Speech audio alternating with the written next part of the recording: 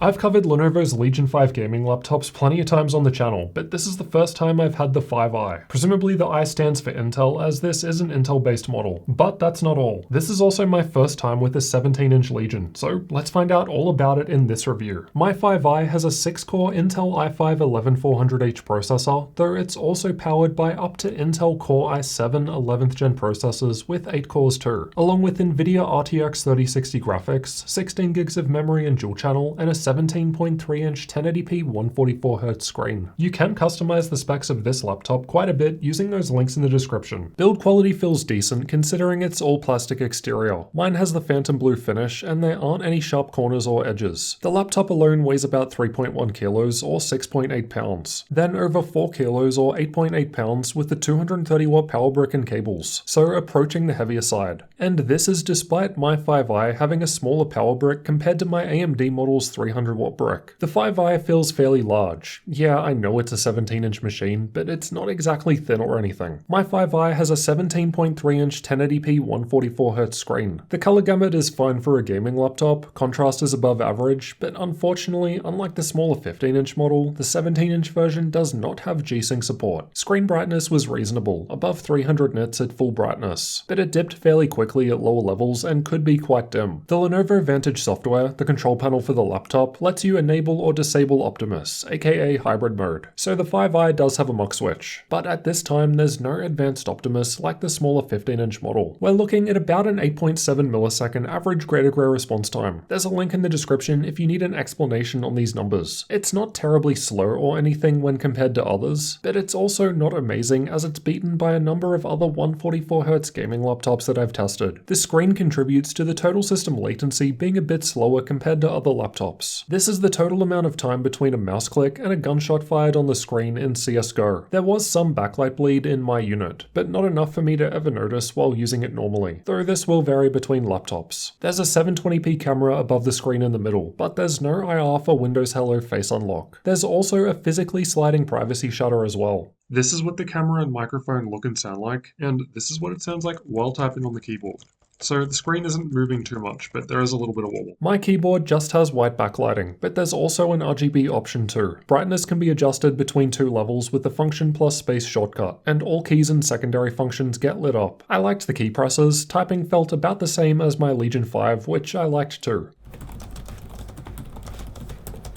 Something I did notice though was the keyboard just feels far away in this larger 17-inch model. The wrist rest area is huge and often I would mispress the key I was after because it was just further away than I'm used to. My partner thought the numpad was too cramped and narrow to really add value. There's quite a bit of space on the left and right sides of the keyboard, so not sure why it couldn't be bigger given they still fit it on the smaller 15-inch. The power button is separate from the keyboard and it lights up based on the current performance mode of the laptop, which can be changed with the function plus Q shortcut. The precision touchpad itself worked fine and wasn't loose, though I suppose with so much available space it could have been a bit larger, and like the keyboard it felt a bit further back than I'm used to. On the left there's an air exhaust vent, Type-C Thunderbolt 4 port, and a 3.5mm audio combo jack. The right has an SD card slot, something the smaller 15-inch Legions don't have room for, a USB 3.2 Gen 1 Type-A port, and there's an air exhaust vent on this side too. The rest is on the back between 2 air exhausts at the corners. From left to right there's a gigabit Ethernet port, second Type-C Thunderbolt 4 port, 3 more USB 3.2 Gen 1 Type-A ports for 4 in total, a HDMI 2.1 output, and the power input on the right. There are also some icons above the ports so you can kind of see where you're plugging into without turning the machine around while you're in front of it, though they don't light up like the more expensive Legion 7. There is Type-C charging, but it's only supported by the port on the back and not the port on the left. But both of those Type-C ports offer DisplayPort 1.4 output, and both of those Type-C ports along with the HDMI port connect directly to the NVIDIA RTX 3060 graphics. There's nothing really on the front, though the middle sticks out a bit to make it easier to get your finger in to open the lid. I found opening the lid easy if you do it quickly, otherwise the hinge seems fairly stiff and a slower open would require another hand to hold down the base. This may be required so the screen doesn't flop around like the HP Victus. The lid feels fairly rigid with not a whole lot of flex. There's flex to the keyboard area, but I never noticed it during regular use and just typing normally. Getting inside requires removing 10 Phillips head screws. screws, and the 4 down the front are shorter than the rest, so make sure you put them back in the right spot. I had a hard time opening it up, even with the tools linked in the description below. You've really got to be careful near the air vents so you don't snap the plastic. While the bottom panel is mostly air ventilation towards the back, only the circular cutouts directly above the fans get unobstructed air. The rest is a finer dust filter. Inside, we've got the battery down the front and some metal coverings over the other upgradable components. With these removed, we can access the 2 M.2 storage slots, 2 memory slots, and the Wi-Fi 6 card on the right. It kind of feels like there's wasted space here. The smaller 15-inch model was more compact, so I feel like they could have added more cooling near the left fan, a third M.2 slot, or even a larger battery if they really wanted. The Wi-Fi performance was around the middle of the results, but on the lower side for Intel-based Wi-Fi, though it's still ahead of the Realtek card that came in my 15-inch AMD Legion 5. Unfortunately, just like the AMD version, the 5i is shipped with slower x16 memory, which is apparently just a result of global supply shortages. So let's see what changing to some basic x8 sticks can do. In Shadow of the Tomb Raider, we're able to boost average FPS by about 10%. Quite an impressive gain for such a simple change. The upgraded Legion 5i is now right in line with the higher tier and more expensive Legion 5 Pro with RTX 3070 graphics, though the 5 Pro also has slower x16 memory too by default, so that could also be further boosted with a memory change. Regardless, it's quite a decent improvement and goes to show that Intel laptops benefit from better RAM too. It's not just AMD machines. The 2 speakers are found underneath on the left and right sides towards the front. I thought they sounded better compared to the 15-inch model. There's some bass and they still sound clear at higher volume. The Latencymon results were a bit higher compared to others I've tested lately, but still not bad. The 17-inch Legion 5i still has a 4-cell 80Wh battery like the smaller 15-inch models. Unfortunately, Intel laptops just don't seem to last as long in this battery test compared to their Ryzen counterparts. We can see the Legion 5 with Ryzen 7 5800H was lasting 75% longer than the 5i. I cancelled the game test with 7% charge left as frame rate dipped down to 19 FPS. You can also enable conservation mode through the Vantage software to limit the battery charge level between 55 and 60% to help improve longevity, but you can't use this at the same time as fast charge. Let's check out thermals next. There's one heat pipe shared between the CPU and GPU with a couple of fans that exhaust out of the left, right, and rear. The Lenovo Vantage software lets us change between different performance modes, which from lowest to highest are quiet, balance, and performance. Balance mode also has an option that only works in supported games, which attempts to optimize performance automatically to give the best result. Unfortunately, there's no fan control possible without third-party software. The internals were very cool when just sitting there idle, though as you'll hear soon, the fans are still active. I've run stress tests with both the CPU and GPU loaded up to represent a worst case, as well as playing an actual game, with the CPU shown by the blue bars and GPU in the green bars. Worst case, we're seeing 82 degrees Celsius, an excellent result for an Intel laptop, though I mostly test 8-core options and 6 cores don't need as much to fully power. Quiet mode was the coolest, balance mode was a little warmer, then performance mode warmer still, and using the cooling pad, the one I test with is linked in the video description, could lower the temperatures further. These are the clock speeds during these same tests. The 6-core Intel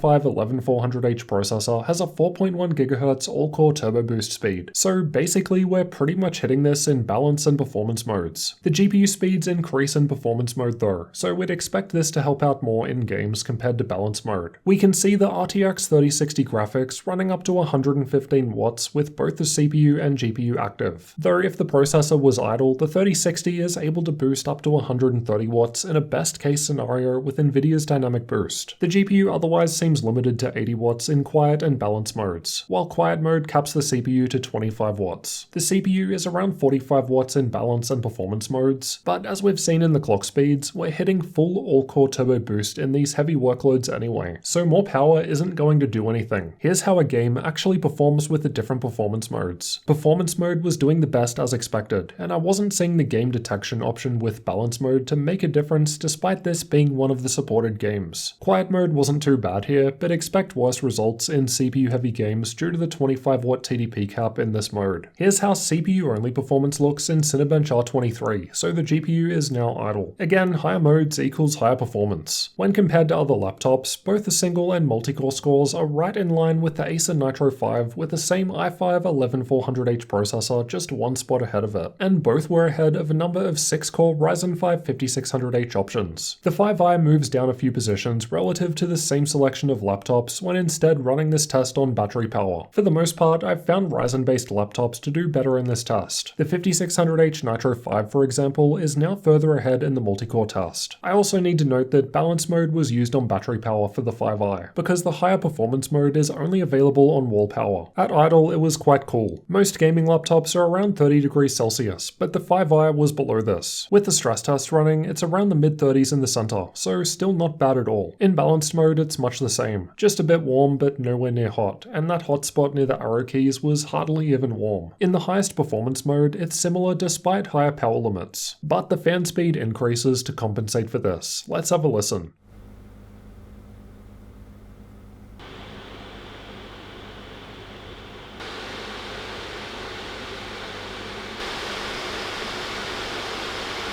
The fan was still audible when doing nothing in quiet mode, then it gets progressively louder in the higher performance modes as expected. I didn't think it was particularly loud, but I wish Lenovo would bring back fan speed control. I did all testing with defaults though. Enabling ultra quiet mode in the BIOS might help lower idle fan noise. Now let's find out how well Lenovo's Legion 5i gaming laptop compares against others in games. All testing has been done in performance mode for best results, with Optimus disabled, and I've also tested with the stock X16 memory, as I feel this best represents how most of you would actually buy the laptop. Cyberpunk 2077 was tested the same on all laptops, and I've got the 5i highlighted in red. The results are quite good here for an RTX 3060 gaming laptop, within margin of error behind the 3060 in the AMD version just above it, though the Intel system has a bigger increase to 1% low. Most of the other 3060 laptops tested were otherwise lower, which I suppose is expected as the Legion series are the only ones I've tested so far with GPU power limits this high. Red Dead Redemption 2 was tested with the game's benchmark, and this time the Legion 5i was doing better than the other laptops with RTX 3060 graphics. This wasn't too surprising, as when I've previously compared Intel and AMD gaming laptops, Intel was generally ahead. Plus that higher GPU power limit would definitely be helping. Granted, the Ryzen-based Legion 5 with same GPU power limits was still behind. Control was tested running through the same part of the game on all laptops, and the 5i was doing very well here. Again, it's the best result from an RTX 3060 laptop that I've recorded so far, and is beating the RTX 3070 in the HP Omen 15 just below it, though that one does have a lower 100 watt power limit. The Ryzen version of the Legion 5 with more CPU cores was just below that, and given both were tested with the same X16 memory, I can only assume we're seeing Intel's advantage in games here. I have also tested the 5i in like 14 different games like Apex Legends and Fortnite, so check that video out after this one if you want to get a better understanding of how well it runs in games. Here are the 3D mark results for those that find them useful. Now for some creator tests. Adobe Premiere was tested with the Puget Systems benchmark, and the 5i was in line with a number of other RTX 3060 laptops tested, with margin of error differences between many of them. Adobe Photoshop depends more on CPU performance, and although I've found this test to generally do better with Intel 11th gen processors, the 5i was one of the lower results here, but this is because it's being held back by the X16 memory. DaVinci Resolve is more GPU heavy, so the 5i moves up a few positions now. Despite having a full powered 3060, there are a number of other 3060 laptops ahead of it. We can't even really blame the core count either, as there's another 6-core laptop with lower wattage GPU ahead of it, the Acer Nitro 5. I've also tested SpecView Perf, which tests out various professional 3D workloads. The 512GB NVMe M.2 SSD was alright, but slower on the writes compared to the reads. This slot has 4 lanes of PCIe Gen 4, so you could definitely upgrade to faster storage, as that's supported with Intel 11th gen. There were reasonable speeds from the SD card slot, but the card sticks out quite a bit when inserted into the machine, so don't bump it. The BIOS was similar to others from Lenovo, with some useful options that aren't really present from other companies. We can enable things like power on the laptop when the lid is opened, enable ultra quiet mode, enable GPU overclocking, and enable or disable hybrid mode. And it has TPM 2.0 support for Windows 11. Linux support was tested by booting an Ubuntu 21 live CD. By default, the keyboard, Wi-Fi, Ethernet, speakers, and camera worked, but for some reason the touchpad did not. I had to connect a USB mouse. Maybe it needs drivers. Keyboard shortcuts for key brightness and the Function plus Q shortcut to change performance modes still work without software. However, volume adjustment and screen brightness shortcuts did not work by default. Let's discuss pricing and availability next. This will of course change over time as Lenovo frequently runs sales, so refer to those links in the description below for updates. At the time of recording, the Legion 5i I've tested goes for $1,550 on the Lenovo website. Granted, this specific configuration has half off the memory. But you can of course make all sorts of customizations with those links below. Interestingly, you can get double the RAM, double the SSD space, and the higher tier i7-11800H option for $10 less, as it's on sale right now. So clearly that would be a better deal. Not to mention it actually ships soon. The spec I've tested is listed as 4+ months away. Ouch. So is the Legion 5i gaming laptop actually worth considering? Let's recap both the good and the bad to help you decide. As the 5i is based on Intel's 11th gen, it means we get both Thunderbolt 4 and faster PCIe Gen 4 storage. Though the SSD that came installed in my unit doesn't actually appear to be taking advantage of that. And in general, I have found Intel-based laptops to beat AMD's Ryzen in both gaming and content creator workloads. The X16 memory still holds back the Intel-based 5i model though. But that said, it was still pumping out some of the best results out of any 3060 machine I've tested. Battery life on the Ryzen Legion 5 was better than Intel, but the Intel model has a better Intel Wi-Fi card, which results in better speeds. But that's a simple $20 or so upgrade. At the end of the day, I don't think it matters too much if you go Ryzen or Intel-based Legion 5. The bigger difference to me was the 17-inch screen versus the 15-inch screen. It feels like all you're getting with the larger 17-inch model is the SD card slot on the right-hand side, and of course that larger screen. That's pretty much it. I mean, the 17-inch screen is fine, but I think the 15-inch one is better, as it's got a faster response time and you get G-Sync. It feels like there's some wasted space inside. Surely, as part of the larger 17-inch chassis, we could have had a larger battery, third M.2 slot, or more cooling. Granted, the i5 model was more than cool enough, even maxed out, but higher spec configurations could benefit. The keyboard and touchpad both felt like they were just a bit too far back for me, and of course the laptop as a whole is larger and heavier. Basically, I think there are just too many drawbacks that come from it having that 17-inch screen. Maybe 17-inch laptops just aren't for me, but I think it's just more of a case that this isn't a great implementation of a 17-inch design. I think they could have done better. If the bigger screen is important to you and you can overlook those concerns, then there's nothing else overly negative to complain about, and the Legion 5i is worth considering. Check out this video next to find out if you should spend more money to get the higher tier i7 over the i5 processor, or this one to find out if you should spend more money on RTX 3070 graphics compared to the 3060 tested here. Make sure you're subscribed for future gaming laptop reviews like this one, and come and join me in the community in Discord and get behind the scenes videos by supporting the channel on Patreon.